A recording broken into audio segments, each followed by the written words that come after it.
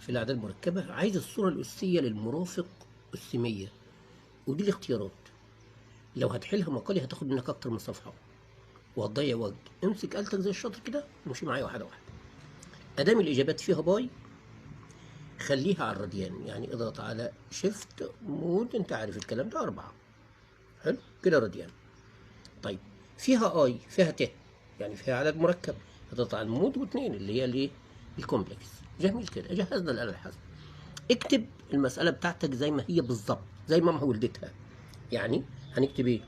1 زائد جذر 3، اطلع بالسهم بره، اكتب الاي وبعدين انزل تحت اكتب جذر 3، ادي جذر 3 اطلع بالسهم بره، وبعدين زائد الاي. بس كده. لو ضغطنا على يساوي ده الصورة الجبرية للعدد المركب، بس أنا عايز الإيه؟ عايز المرافق. هتروح ضاغط على الشيفت والتو، هتختار إيه؟ الكونجاك اللي هو رقم 2 اللي هو المرافق أهو أهو. رقم 2 أهو، وبعدين نقول له يساوي. يبقى المرافق جذر 3 على 2 ناقص نص ار. طيب أنت عايز بقى السعة بتاعت هذا المرافق.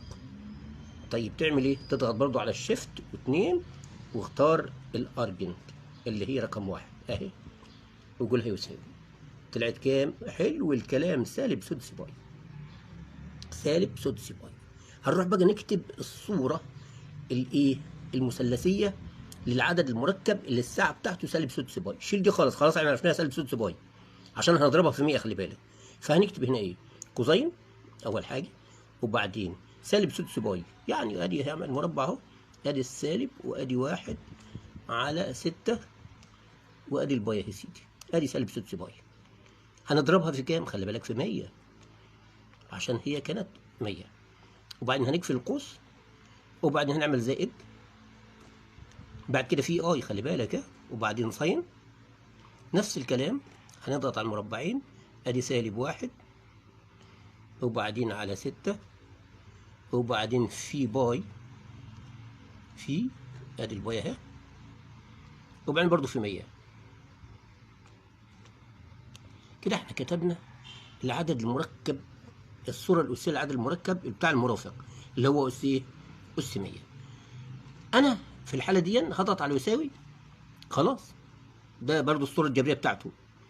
أنا عايز بقى المقياس عشان أختار، هنضغط على شيفت و2، هنضغط على الأرجيومنت اللي هي رقم 1 كام يا كابتن؟ كلها يساوي سالب 2 على 3 باي. الله أهي أهي